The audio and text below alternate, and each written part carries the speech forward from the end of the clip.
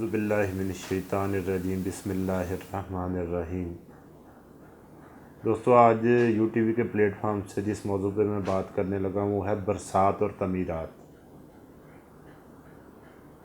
برسات ہر سال ہماری زندگی میں آتی ہے جیسے باقی موسم آتے ہیں۔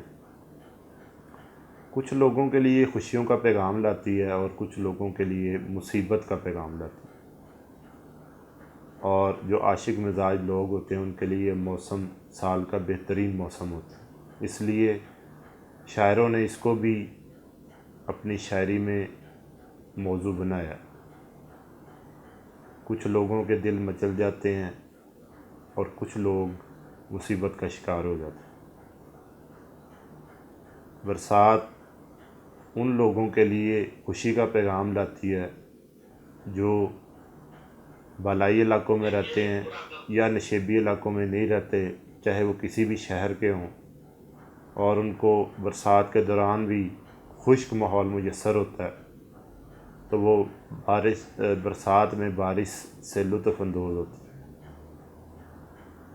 اسی طرح بارش کچھ لوگوں کے لیے مصیبت کا پیغام لاتی ہے۔ کن لوگوں کے لیے؟ وہ لوگ جو بیچارے کچے مکانوں میں رہتے ہیں، جھونپڑوں میں رہتے ہیں یا نشیبی علاقوں میں رہتے ہیں۔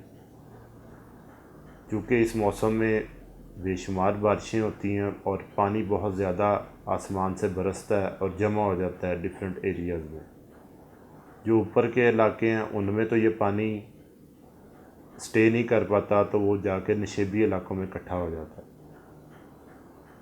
اس وقت حالیہ جو برسات جس کا ہم نے سامنا کیا ہے، اس میں دو شہر بہت زیادہ متاثر ہوئے ہیں، ایک کراچی اور دوسرا لاہور۔ ہر سال حکومت بہت بڑے بڑے دعوے کرتی ہے کہ جب برسات آئے گی تو ہم یہ کر دیں گے، وہ کر دیں گے، 1 انچ بھی پانی نہیں کھڑا ہوگا، اور حکمران اکثر فوٹو سیشن کے لیے ان علاقوں میں پہنچ جاتے ہیں جہاں پانی کھڑا ہوتا ہے اور میڈیا کے سامنے بلند و بانگ دعوے کرتے ہیں۔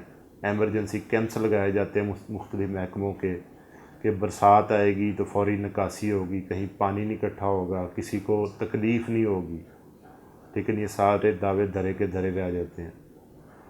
اور برسات لوگوں کی زندگیوں میں خلل ڈالتی ہے، ان کا مال و اسباب خراب ہو جاتا ہے، ان کے مکان گر جاتے ہیں، بہہ جاتے ہیں۔ لیکن اتنا کچھ ہونے کے باوجود بھی ہماری روش وہی رہتی ہے۔ ہم نہ تو اپنی بلڈنگ ویسی تعمیر کرتے ہیں، نہ اپنا نظام کو درست کرتے ہیں، اور صرف یہی کرتے ہیں کہ کاغذی کارروائی کرتے ہیں اور 1-2 لوگوں کو معطل کر کے اور خوش ہو جاتے ہیں اور عوام کو وہی طفل تسلیوں پہ لگا دیتے ہیں۔ اصل میں برسات ہمیں اس لیے زیادہ نقصان پہنچاتی ہے کہ ہمیں برسات کا جو پانی ہے اس کو اکٹھا کرنے کے لیے کوئی واضح نظام نہیں ہے۔ یعنی پانی قدرت کی ایسی شے ہے جس کو جدھر راستہ ملتا ہے یہ ادھر کو بہہ نکلتا ہے۔ جب تک اس کو کوئی مناسب راستہ میسر نہ کیا جائے یہ پھر اپنی مرضی سے بہتا ہے اور پھر ان علاقوں میں جاتا ہے جہاں پہ اس کو رکنے کا موقع ملتا ہے۔ وہاں پہ غریب پہلے ہی اپنی 2 وقت کی روٹی کو پورے کرنے میں سارا دن گزار دیتے ہیں، تو وہ اپنے مکانوں کو یا اپنی گلیوں کو ویسا نہیں بنا سکتے جیسا کہ امیر لوگوں کی کالونیوں میں ہوتا ہے۔ تو جب تک ہماری اربنائزیشن اور اس کا انفراسٹرکچر صحیح نہیں ہوگا ہم اسی طرح برسات کے ہاتھوں تباہ ہوتے رہیں گے۔ غربت بہت زیادہ ہے اور لوگ خستہ حال بلڈنگوں میں، عمارتوں میں رہنے پر مجبور ہیں۔ حکومت برسات آنے سے پہلے ایک وارننگ لیٹر ایشو کر کے خود مطمئن ہو جاتی کہ ہم نے تو کہہ دیا تھا، اور وہ لوگ پھر اس کسی نہ کسی حادثے کا شکار ہو جاتے ہیں۔ ہمارا ملک خصوصاً لاہور بہت ہی قدیم شہر ہے، یہاں بہت پرانی عمارتیں ہیں، انگریزوں کے دور کی، سکھوں کے دور کی۔ حکومت ان عمارتوں کی جگہ نئی عمارتیں بنانے کے لیے کوشش نہیں کرتی، اور جو لوگ پہلے سے وہاں رہ رہے ہیں وہ خدا کے آسرے پہ وہاں بیٹھے رہتے ہیں، جب برسات آتی ہے تو چیزیں مٹی کی چونکہ وہ دیواریں ہوتی ہیں تو وہ اکثر کمزور ہوتی ہیں اور ایک ہی بارش کے جھٹکے میں وہ نیچے آ جاتی ہیں۔ پھر کچھ اموات ہوتی ہیں، کچھ میڈیا کی شاید سرخیوں میں آتی ہیں، اور ان کو تھوڑا سا مذمت کر کے لواحقین کے ساتھ ہمدردی کا اظہار کر کے ہم پھر مطمئن ہو کر بیٹھ جاتے ہیں۔ ایسے لوگوں کے لیے عملی اقدام کیے جانے چاہیے۔ وہ کیا کہ ان کو پراپر کسی اور متبادل جگہ پر رہائش مہیا کی جائے، اور یہ جتنی بھی پرانی بلڈنگز ہیں ہم اس کی جگہ نئی بلڈنگز بنائیں، یا کم سے کم اس کو اتنی طاقت دے دیں کہ وہ برسات کا سامنا کر سکے۔ پرانے زمانے میں چونکہ سیمنٹ موجود نہیں تھا تو اس لیے یہ تمام عمارتیں چونے سے اور اس سے ملتے جلتے دوسرے مٹیریل سے بنی ہوئی ہیں، جس کی سب سے بڑی مثال شاہی قلعہ لاہور ہے۔ کچھ قصور ہماری عوام کا بھی ہے۔ من حیث القوم ہم لوگ اکثر مختلف جگہوں پر جہالت کا شکار ہوتے ہیں۔ جس طرح ابھی کراچی کا ایک بہت ہی جو چیز سامنے آئی ہے کہ جو نکاسی کے نالے وہاں پہ لوگوں نے آبادیاں بنائی ہوئی ہیں، اور وہ نالے کے راستے میں بیٹھے ہوتے ہیں، نالے کو میں پانی گزرنے کا راستہ نہیں بچتا، وہ جب اوور فلو کرتا ہے تو سارا گندا پانی شہر میں جاتا ہے، جب شہر میں جاتا ہے تو لوگوں کے لیے تعفن، بیماریاں اور تکلیف کا باعث بنتا ہے۔ نمازی مسجدوں کو نہیں جا سکتے، لوگوں کے گھروں میں گندا پانی بھر جاتا ہے، گھر کی حالت اور خراب ہو جاتی، لوگ راتیں جا کے گزارتے ہیں۔ پھر جب چونکہ پانی وقت کے لحاظ سے مناسب جگہ پر نہیں پہنچتا تو کئی دن وہاں پہ کھڑا رہتا ہے، جب تک کہ دھوپ لگنے سے وہ خود ہی خشک نہ ہو جائے۔ تو ہم ہماری قوم کی یہ جہالت سمجھ لیں، جن میں بھی شامل ہوں، کہ ہم جب تک ہمارے سر پہ مصیبت نہ پڑے ہم جاگتے نہیں ہیں، اور اگر پڑ جائے تو اس میں اپنی جانیں گنوا کے بعد میں صبر و شکر کا مظاہرہ کر کے پھر اگلے سال اسی مصیبت کے لیے تیار ہو جاتے ہیں۔ اور یہی وجہ ہے کہ ہمارے حکمران ہمیں تسلیاں دیتے ہیں جب ایسا موقع آتا ہے، اور اپنا وقت گزار کے نکل جاتے ہیں۔ لیکن کچھ چیزیں ہمارے کرنے کی ہیں، کچھ حکمرانوں کے کرنے کی ہیں۔ ہمیں چاہیے کہ ہم اپنے لیے رہنے کے لیے ایسی بلڈنگ کا انتخاب کریں جو زلزلے سے بھی محفوظ ہو اور بارش سے بھی محفوظ ہو، اور اس کی طاقت کو یا اس کی موجودگی کو کوئی خطرہ نہ ہو۔ لیکن یہ تو ہمارا مذہب بھی کہتا ہے کہ پہلے اپنا اونٹ کا پاؤں بدلو پھر اللہ تعالیٰ پہ توکل کرو، لیکن ہم وہ نہیں کرتے اور خالی توکل پہ ہی زندگی گزارنا شروع کر دیتے ہیں۔ جس طرح اکثر رکشوں پہ لکھ کے پیچھے لکھا ہوتا ہے کہ انجن کی خوبی نہ کمالے ڈرائیور، خدا کے سارے چلی جا رہی ہے۔